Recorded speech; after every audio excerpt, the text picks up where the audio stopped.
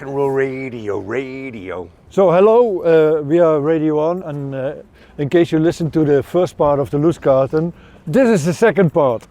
We are here in the Lustgarten, and the Lustgarten is in the middle of Berlin, where it all started for the city itself. I'm here with Adrian Shephard, who is recording this all and will edit the show. Jason Honea is walking next to me, and I'm Rinus Van Alebeek, and I'm do the introduction and mainly will keep my mouth shut because Jason knows everything. But maybe there's one thing that he doesn't know, because at the end of the Lustgarten #1 show, you heard that I got mixed up with the cardinal points. The north, the south, the west, because everything here is confusing. You've got a pink building which is probably west. Das alte Zeughaus. Genau. But opposite west is east, and that's the Berliner Dome. But the Berliner Dome, behind it, is Prenzlauer Berg, which is the north. I thought it was Mitte. No. So this building, which is in the east, is in fact in the north. So that makes that one north, and it's more like I am confused. And so I thought of the solution. And you don't have to orientate on the buildings, but on the open corners, okay? So, left of the palace is the east. And then the sun goes over the palace to the south, to the right of it. And then it goes over the Zeughaus and it jumps to the west. And it goes over the Altes Museum, and we are in the north, which is there. All this has a Gnostic meaning. All right, let's go. Because the palace is where the sun shines. The sun is over there. Society. Okay, and the sun shines on culture. Art and culture. What is growing from society? When's Christ come in? He might never come. But that's the one thing that got me confused. Is the church the right hand of the ruler, or are they the left hand? I would say they are the right hand. At the right hand of the Father, at least in Catholic prayers, you always refer to the right hand of the Father. Okay, then you are right. Yeah. So that's why they are there, and the left hand is the guys that you send to the war. The military. Yeah. So the sun rises, and the queen looks out of her window, and she sees the first beams of the sun in that corner. So what was there? That would be the northwest. No, of this little field. The Dutch garden. There you are. Why do I know about the Dutch garden? Because that's where the first beams of the sunshine well, were hold on. over there. No, because Frederick I, der erste König in Preußen, Rinus, help me out here, his grandmother was Dutch, right? His mum. His mother was Dutch. His mother was Dutch, and his mother was the granddaughter of William of Orange, who is the father of the fatherland. Lord Pants. He was the guy who made the Netherlands. He was the leader of the revolution. Okay, we're talking about Frederick I, right? Yeah. Okay, guys. This Frederick I is also a very clever guy, because he was the son of this mother. He was the party prince. But he was also the son, and he was clever also. He was the son of this mother. So from that lineage, someone died. Someone of the oranges died without having sons. So then a big dispute started from who will be the next Prince of Orange. And this Frederick said, "Well, I am." And that's how he also got. Are you talking about Frederick III? Who became Frederick I. The first, right. So you guys, one of the things I find totally fascinating about Frederick III is that he hosted this big, huge, grand party in Berlin in which he invited all of the royal houses of Europe, the Spanish, the Portuguese, the Dutch, the French, the Flemish, the Belgians. Swedish, the Polish, he invited everybody. Russians. And they all landed in Berlin, and then he packed them off in a series of coaches, apparently as much as 1,000. And they went to Königsberg. And then I heard that in Königsberg they had a party that went on for 2 or 3 months. At the very end, which everybody was lying around on the ground completely loaded, and Frederick III, he sees that crown sitting right next to him. I'm not sure if this is absolutely true. And he basically crowns himself before Napoleon Bonaparte ever did this. He goes, hey, you guys, look, I am the king of the Germans. And he basically crowned himself, and everyone went just...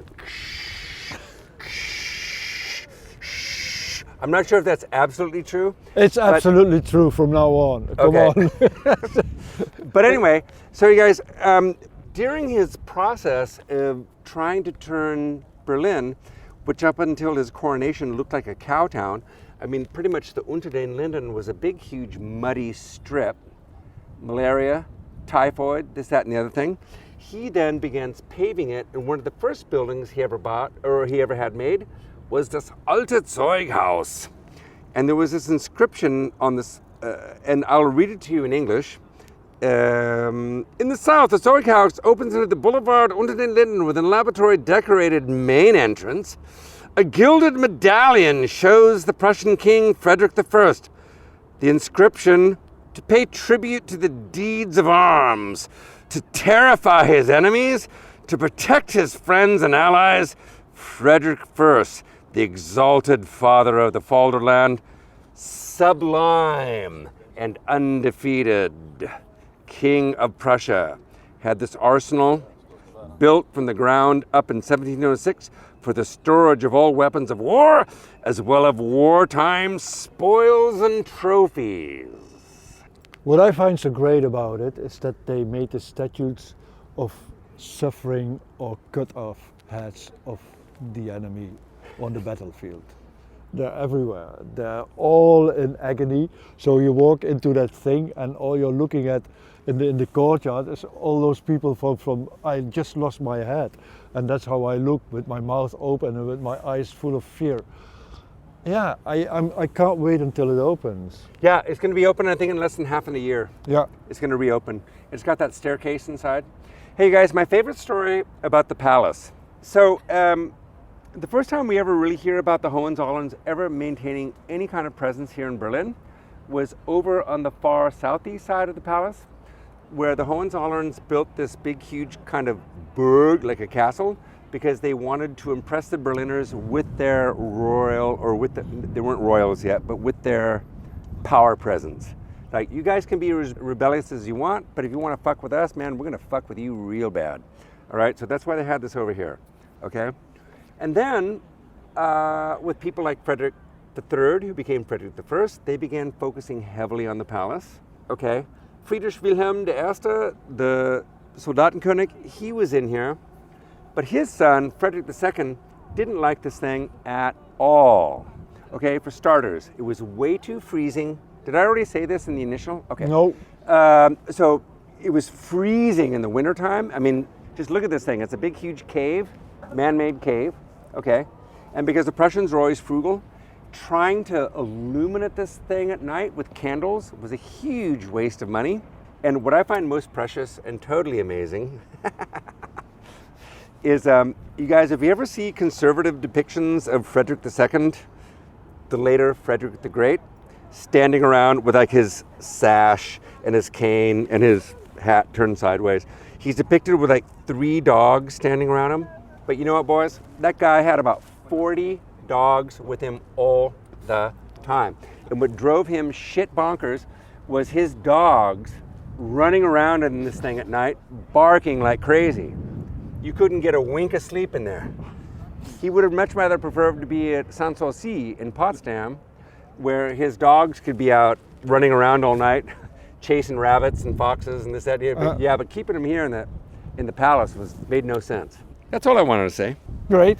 But one other thing that I would like to hear is the attentat on Hitler over there in the Alte Zeughaus. Rudolf von Gersdorf. What was his function in the? He was okay, if I remember correctly, he was an attaché to OKH, OKW people, Bendler Block. It was right after Stalingrad, if I remember correctly. He unilaterally decided that he was going to take out Adolf Hitler, okay, without talking to anybody else, unilaterally. What's interesting about this guy is that he, directly after Stalingrad, was supposed to meet Hitler right here out in front of this Alte Zeughaus, and then basically accompany him on a walk through a display of captured Soviet infantry weapons. And apparently Hitler showed up with an entire entourage. I think Dönitz was there, Himmler was there, Goering was there. And Hitler walked inside and looked at it and goes, oh man, I already know all about this shit. I don't need to see this again. Spun on his heels, walked out. Gersdorff had already showed up about 45 minutes before the exhibition and packed his uniform rock with all kinds of plastic explosives. And his grand plan was that as he was escorting Hitler through this exhibition of Soviet infantry weapons, at some point he was going to turn and just give Hitler a big old hug, and boom! And the world would be just a little bit better for one more second, or a couple of minutes. Yeah. Shit, maybe 5 or 10. But anyway, all of a sudden, as soon as Hitler walked out, he didn't actually get back in the big black armored car. He actually walked over to the Neue Wache and did a Sieg Heil, and then from there got picked up and then went back to the Kanzlei. But apparently when Gersdorff realized that that was going to happen, he was able to squirrel back out, get into a bathroom, and like basically pull all the fuses. Hold on, it only gets more interesting. Yeah. And pull all the fuses out and went undetected and lived until about 1983 in Dusseldorf. Bro. Yeah, the man who didn't kill Hitler. That's almost a book. Our man in Berlin. Our man in Europe. Yeah. I mean, I might have been embellishing a little bit, but I think that's pretty much the main story. Yeah. Rudolf von Gersdorff. Hey, you guys, I'm not sure if this is totally true, but you can see this painted, what looks like red marble. Yeah. It's my understanding that this is 100% historically actual, because this was built between 1825 and 1830, and this was immediately after the Napoleonic Wars, and Prussia did not have money. But 25 years later, when the Prussians got a hold of the Ruhrpott, the Ruhrgebiet, and then got coal, it is then with this coal that Prussia gained that they were then able to basically fuel the Prussian-German industrial revolution. And this is where all this made in Germany stuff starts coming from, because then they had it, okay, and they can start producing all this stuff. But all of this stuff is apparently it looks like marble. In California during the 70s and 80s, we referred to this as faux finishing. Okay, it looks like red marble from far away, but if you get up close to it, it's just like someone has gotten rags and slapped rags. Pieces are coming off already. Pieces are coming off already. Yeah, I was confused because I thought it was red marble, and I got one kid that said, "Is that the marble from the Neue Reichskanzlei?" And I said, no, it's somewhere else. Wait, you guys, come over here. Come over here. Here's another crack, Jason. Here?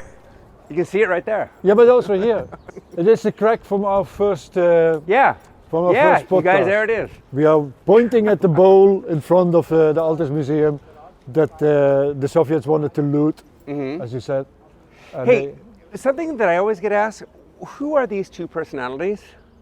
Oh God. Hunting the lion? No idea. That must be Diana? Because that's a woman, right? This is a yeah, guy. but I've looked it up and it's not that. That's some homework for you, dear listener. There's two statues escorting the steps that go towards the Altes Museum.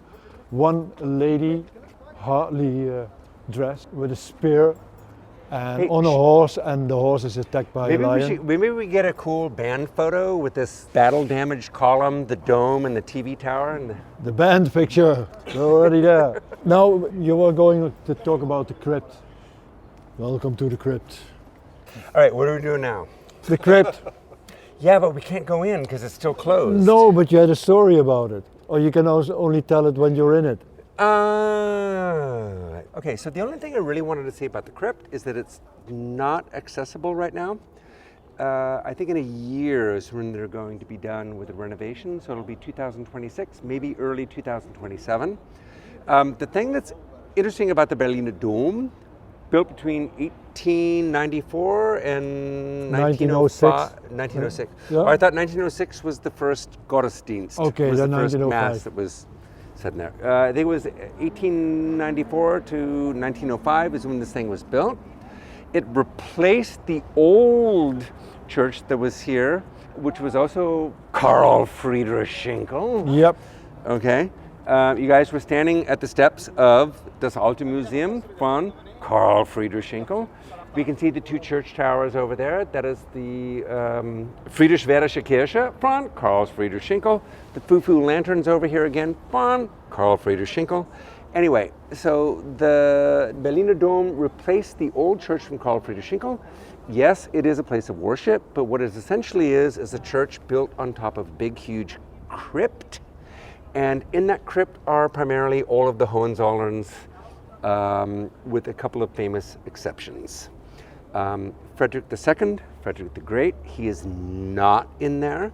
He's buried at Sanssouci in Potsdam, in the garden of his villa, with a bunch of his damn dogs. And his dad, the Soldier King, Friedrich Wilhelm I, who I guess those guys didn't really get along all that well. They all didn't get along well. Okay. also Friedrich Wilhelm with his father. Right, well, his dad was way too decadent. Yeah. And he spoke French all the time too, like his grandson. So Frederick III, the later Frederick I, I know we're going to get tummy aches and nosebleeds trying to figure out Prussian royal lineage. But anyway, so Wilhelm II is not there. He's still in Doorn in Holland. Okay. Yeah. Buried in his uniform, still waiting for that hot phone call from Berlin. You guys need me? I'm going to get on back. Okay. But lots of the Hohenzollern sons and daughters are in here. I think Friedrich Wilhelm II is in here. I think Frederick III is in here. I think Charlotte and all of they're all buried in here underneath. Whoa. Okay. And it's very Protestant. I don't know if you guys have ever been to Vienna and visited the Imperial Royal Australian Crypt. I mean, it's like something in France or Spain you would see. It's like the super Catholic, hyper ornate thing. This is super Protestant. Yeah. Minimal. It's a difference between Hollywood and Ingmar Bergman. Yeah. Something like that. All right, I'm done talking. What do you guys want to say? Yeah. We are just on the highest point of the steps of the Altes Museum, and with a nice overview of the garden. And this is, I'm dull, but you get some dull facts now. Karl Friedrich Schinkel was also living in the same time. Keine Winkel ohne Schinkel. Was living in the same time as Peter Lanné, and Peter Lanné is one of the other bigger names in Berlin. Also an architect, but more an architect of gardens and parks. So what you see here, this layout, is his layout. And when they designed the parks, it almost looked like an abstract painting, because that's what you're looking at. You've got a bowl in the front, one horizontal, then a small pathway, another horizontal, then like a fork which you use to tune an instrument with a fountain in the middle. But there used to be a statue, wasn't there? There used to be a statue over there. Right. Who was it? Friedrich III, I think, or Friedrich Wilhelm IV. Or the guy who's responsible for die Neue Staatsgalerie und das Neue Museum. Was it him? Okay, yeah. So one more thing about this, two more things to round this off. We've been talking a lot about royalty, but Karl Friedrich Schinkel was one of the exponents of a new movement which was there for the citizens, because they became more and more important in Berlin itself. And this Altes Museum, where we're looking at, we might have this big columns which remind of Greek times. But if you watch the inside, and there's now glass dividing it from the entrance. But in the old days, you could just walk in, and you had to go on the steps. And when you were on the steps, you were like on a stage. And as a citizen, you was on the stage, not exactly a stage, but on a point where you could see the outside world as a stage. So you were the main actor, and you were the defining actor of what you saw outside. And this aspect of his architecture made this a thing to support this movement of civilians who wanted to have their rights, etc. And then with this thing in 1827 or 1829, built this one. I think it was built between 1825 and 1830. Carl Friedrich Schenkel. So there we are in 1830, and now from a little bit after that time, this whole square with the crown itself as well comes into the picture of history, because in Germany they start to think of a united Germany. Right. So you had Prussia, and you had the German Bund, and they wanted to get those things together. Mm-hmm. So Saxony, Prussia, Baden-Württemberg, Bavaria, and they came here, those politicians, to Friedrich Wilhelm IV. You will be the emperor of this new German, but you will be appointed by us. And Friedrich Wilhelm IV said, I'd rather be appointed by God. So that was the end of the revolution. And all these people here, they were waiting for the decision. People were hungry, there were no kartoffeln, there was no free speech, the press were, the mouth was shut, they had no right to gather themselves. So they were waiting for this new measurements. And the palace was surrounded by the military, and out of a mistake, someone fired. Bang! And that led to a giant uproar, and there were barricades all over the town. And that is what's called the March Revolution. So they had a revolution, they had a king that didn't want to become an emperor, and they had a parliament for which they had to wait another 30 years. Okay, Germany becomes the empire, and then, not lucky for history, you've got Wilhelm II. And he is again on this train of I am sent by God, I've got this job from God, and Job thinks that I have to go abroad because gonna be a God job. They all have colonies, and I don't have colonies. I want to have colonies as well. I want to have a big power. So to become a big power, you have to win a war. And here he proclaimed war, and he said, we're all going to fight against France. And these people, they throw their heads in the air, and they all will march to France. And we know how that ended. What year was that? 1914. Oh yeah, we know how that one ended. And it ended with a big strike over here. Again, people suffering because everything had to be produced for the war. And they came again here after the end of the war, because there was the leader of the communists who came on a truck, and on the back of that truck he proclaimed the Soviet state of Germany. And according to legend, he went. Bandit of Christ. He went up to one of the balconies and he said, "Ladies and gentlemen, welcome in the Soviet state of Germany," because Lenin in the Soviet Union was waiting. "Hey Karl, what's up, man? Can you hurry up a little bit with the revolution?" But he lost it. Because the SPD, they got held by all those soldiers who came back from World War I, and they were all against the communists, and those are the communists, and let's kill them. And that's what they did. They killed everyone. So here was where that uproar started, the Spartacus uproar. And that was Christmas time, 1918, 1919. There was this big, huge street fight that took place here. Yeah, but the whole thing was the 9 November is in the constellation of Germany. Everything happens on 9 November. This fight was more around Christmas Eve. Could be. Everywhere. Yeah, there was a huge street battle that took place here. Yeah. Because they occupied the palace. They were in there. Mm-hmm. Yeah. And that's Portal number 4? Or 5, yeah. And is this not where, is it Liebknecht? Yeah, that's what I said. Yeah, okay, all right, sorry. Yeah. So it's now against that, but that's outside this square.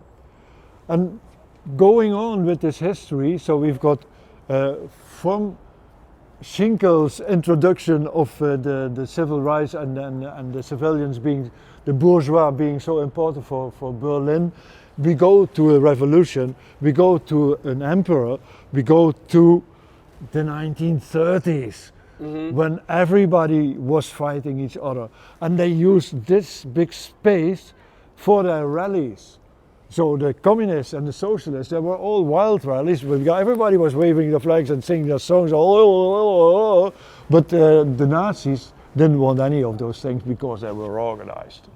So you've got those banners at the right side, you had these banners at the left side, and Hitler had this right, and podest over there. If I'm not mistaken, didn't they completely re-landscape the Platz here?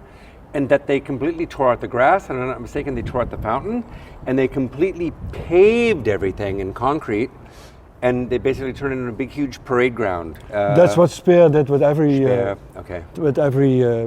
square in Berlin. Also the Gendarmenmarkt, everything had to go away. Wow. So that's this. It looks all so peaceful over here. And if you come to Berlin on a sunny day, everybody is here. People are playing the awful music very loud, and or street artists also that you say, go home, go to another city, leave us alone. But that is what the tourists like apparently. People selling pretzels and ice cream and coffee, and people offering tours, all happening here. All very neat in a city that apparently never saw a war, but that's not true, because the last revolution was also around here. The palace was already with dynamite disappeared, and the East Germans built their Palast der Republik, a big, very great looking James Bondish kind of building, and that's where 500,000 people gathered on the 5th of November. Not knowing that the 9th of November would bring the fall of the wall. Rinus, can I tell you what I thought Palace of the Republic looked like? No? I think I said this the last time around. To me, it looked like something from the surface of the Death Star from the first Star Wars movie from 1977. It was this big, huge brown, gray, glass and metal building. And if I'm not mistaken, wasn't it actually constructed to be able to withstand nuclear blasts? Okay, guys, what I need to do real quick, I need to run over here to this pissoir. Oh, you don't need to bring it with you, Jason. We'll see. I'll see how far it can go. Really? Should I do like flushing just sounds? Keep talking. Okay, all right. Hold on. Say Here whatever you want. Are you guys going to be here, or were you going to be? Yeah. We'll be following you. Yeah. Hey guys, I'm Jason Paul Honea. I am Boy True, aka the Shitty Listener, and you've been here with Rinus Van Alebeek, Anthony Hopkins, de protege, boom, Adrian Shephard. We are standing here in front of the glorious battle-damaged columns of das Alte Museum here in Berlin, between this Diana figure on horseback and whoever this male figure is here at the Lustgarten. And you've been listening to Radio on Berlin. Thank you for listening in. Bye-bye. Cut. You didn't record me over there in the bathroom, did you? Whoa. You have been listening to Radio on Berlin. Yeah!